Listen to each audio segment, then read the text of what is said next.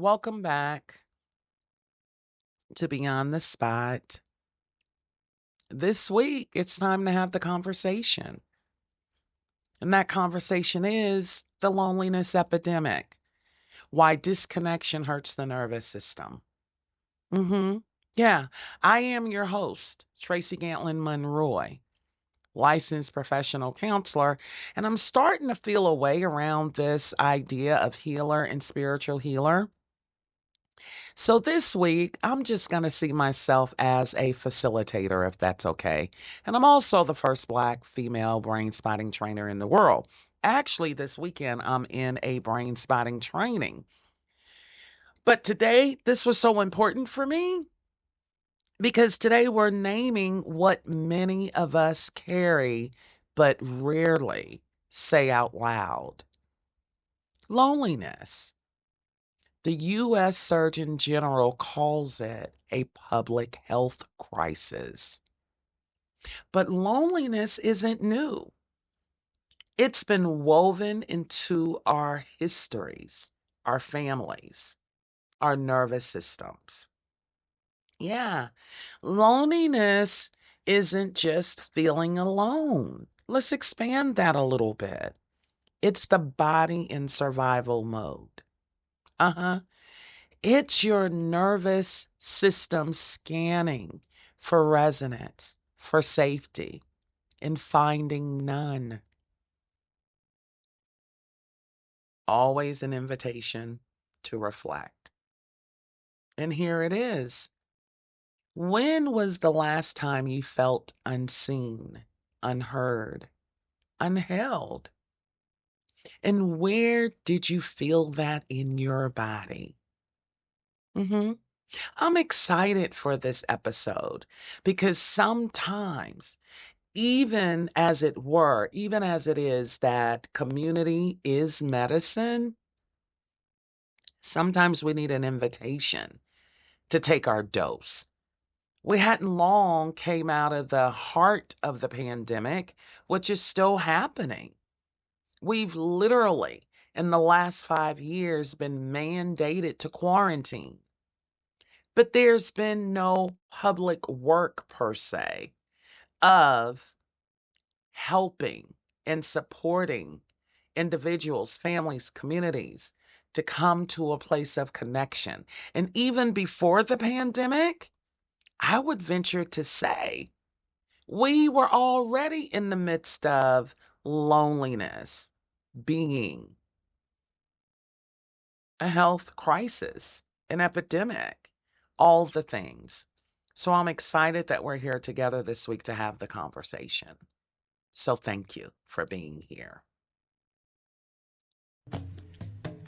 Beyond the Spot, Decolonizing Healing One Brain at a Time, is a podcast that weaves my first love, of course, brain spotting, and somatic informed modalities with embodied healing, cultural consciousness, and real talk about trauma, resilience, and recovery. Hosted by Tracy Gantlin-Monroy, a licensed professional counselor, spiritual healer, and the first Black female brain spotting trainer in the world. Each episode dares to dismantle mental health myths, uplift lived experiences, and restore collective wisdom. One conversation at a time. Beyond the Spot podcast is for educational purposes and is not therapy. Please reach out to licensed medical and mental health professionals. Thank you.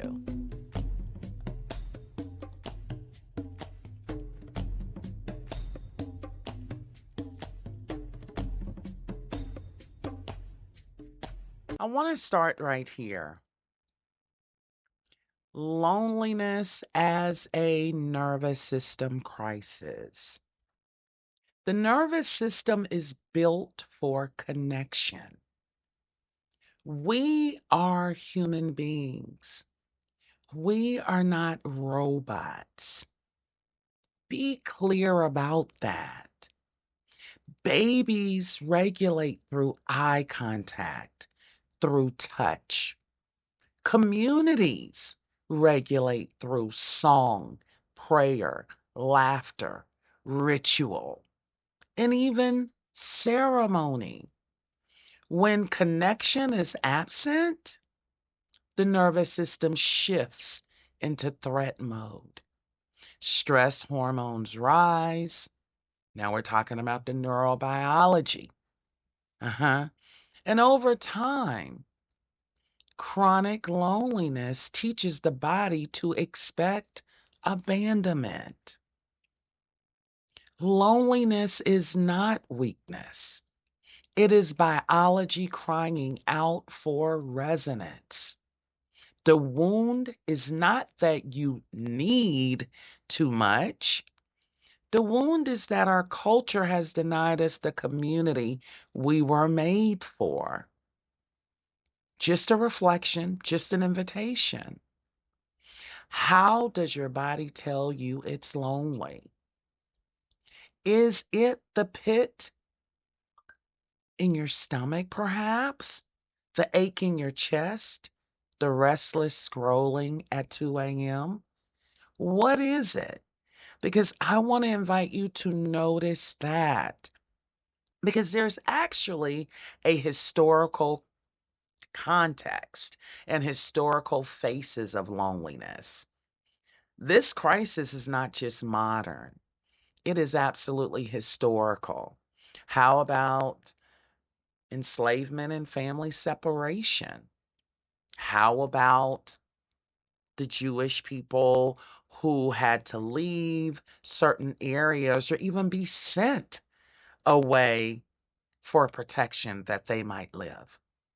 Those bonds of kinship are disrupted. The survival strategy, hyper independence. How about that? How about carrying grief silently while the body braced for loss? Let's look at even Indigenous boarding schools that were really a thing. Children were taken from their families, stripped of language and ritual. That rupture created intergenerational loneliness, cultural, spiritual, embodied. Yeah. Even when we talk about migration and the diaspora, families split across borders, letters, remittance, and silences filled the gap. Assimilation demanded that grief be buried. Let's look at the idea of urban renewal and redlining. Communities uprooted, churches, corner stores, social clubs, all disrupted. Everyday places of co-regulation disappeared. Yeah, and especially for many of us marginalized people. Mass incarceration, families fractured, children grew up without parents. Returning citizens carried the loneliness of exile, even inside their own neighborhoods. These are not just historical footnotes. These are nervous system imprints passed forward. The silence at the dinner table wasn't always neglect, it was survival. How about even this idea of the strong Black woman?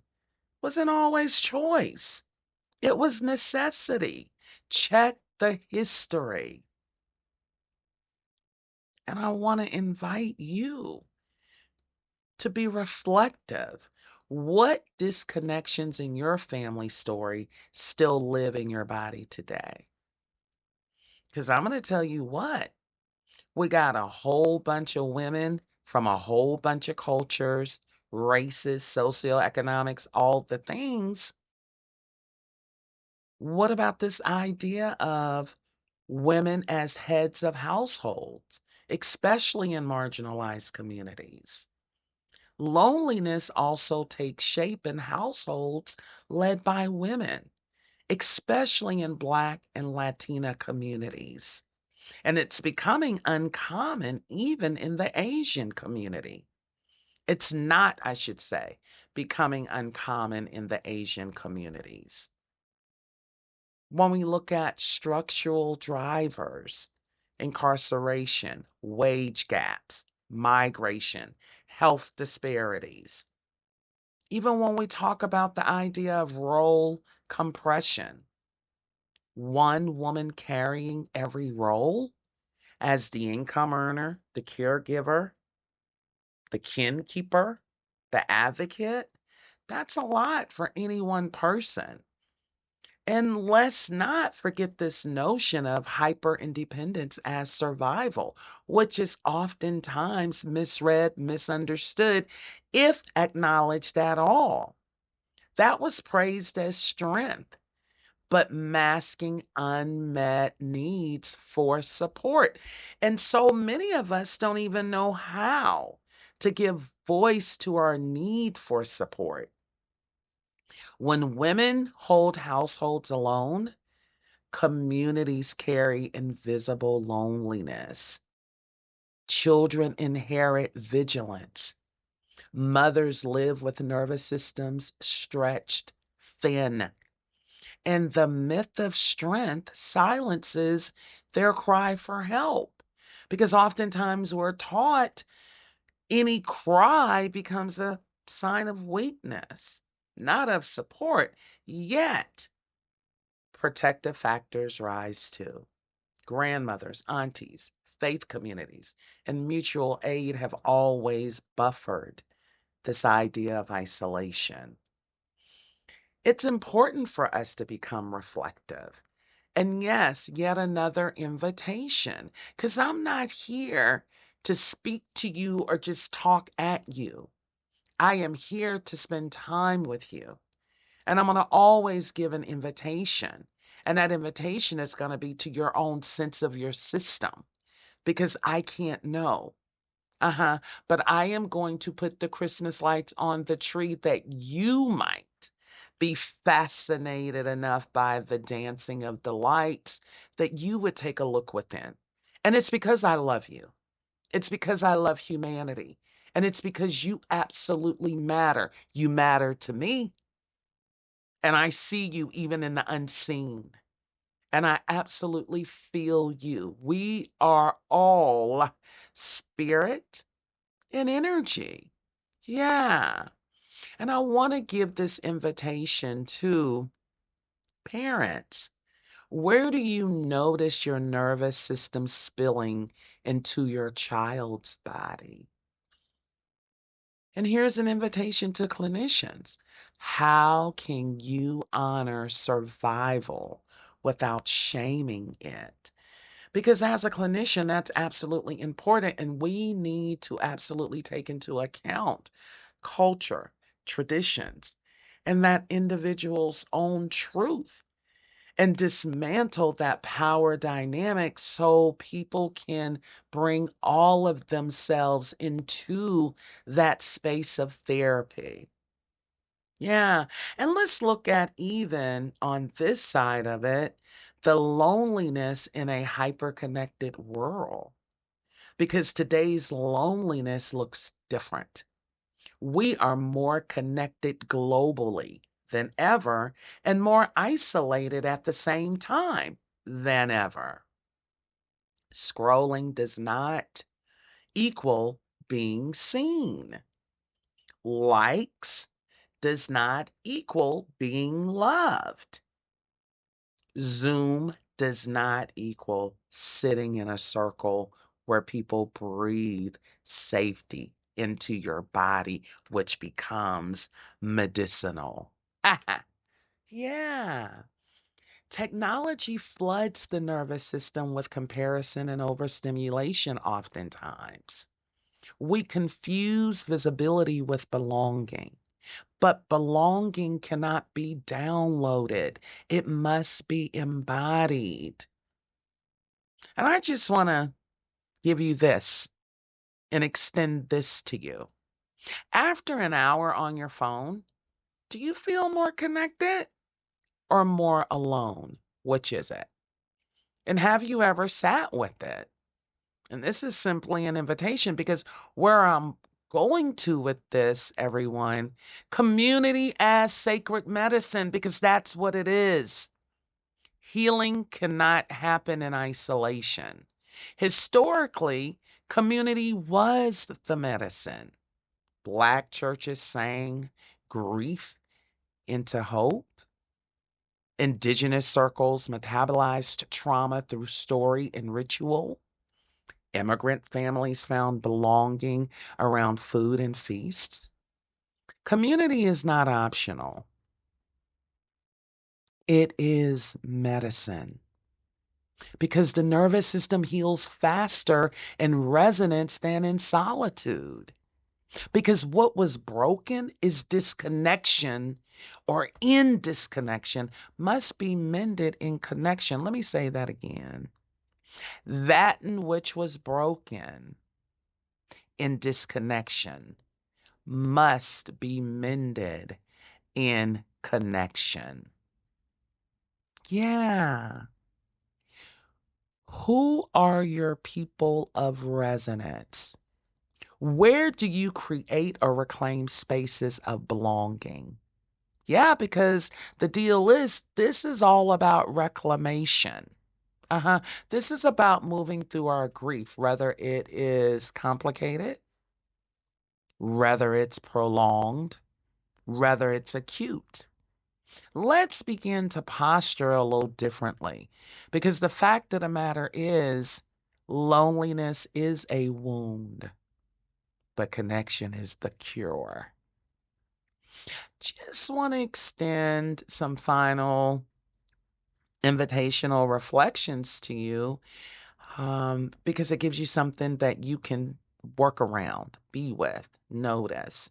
To all my clinicians out there, how can you move from neutrality to resonance in your practice with clients and with others and each other? And for clients, who helps your nervous system exhale? And to all of us, right? Because healing, we all get to have access to it, right? What would shift if we treated community as sacred medicine? Because we absolutely used to. Loneliness is not just emotional, it is embodied. And healing is communal. Thank you for taking your time to be with me today. It is always my absolute pleasure. Yep, and this is your girl, Tracy Gantlin-Monroy, and I am going to keep singing, loving, vibrating, holding, extending from the highest mountain. Yeah, because sometimes we have to go to the lowest valley, and that gives us movement in our system. And I am holding the hope, the grace, the kindness, and even the love for you as you are coming into your awareness and you're noticing in your journey towards healing. I know it's rough out there. I know it's scary out there. But you know what? As humankind, we have this sense of resilience that's beyond all of us, whereby we get to wade the water sometimes. And we literally make it over the mountain and through the woods and literally everywhere. Yeah. And so I am holding the grace and the hope and the love and the kindness and all the things for you, because I feel you. We're all connected. And until we meet again, it's always my pleasure. Thank you. And please like, subscribe, and share. If today's episode resonated with your nervous system or your spirit, share it with someone who's still unlearning and reach out to me. My website is gracecommunitycounseling.com. You can reach me on Instagram at Monroy LPC. That is MONROY LPC. Also, I have offerings from retreats to Brainspotting trainings to workshops, you name it. And I am also a speaker. So if you ever need a speaker with my skill set, look me up. Give me a call. Let's see what can happen. And absolutely for you clinicians and adjacent body healers, feel free to reach out and attend a Brainspotting training. We have trainings all the time. Thank you.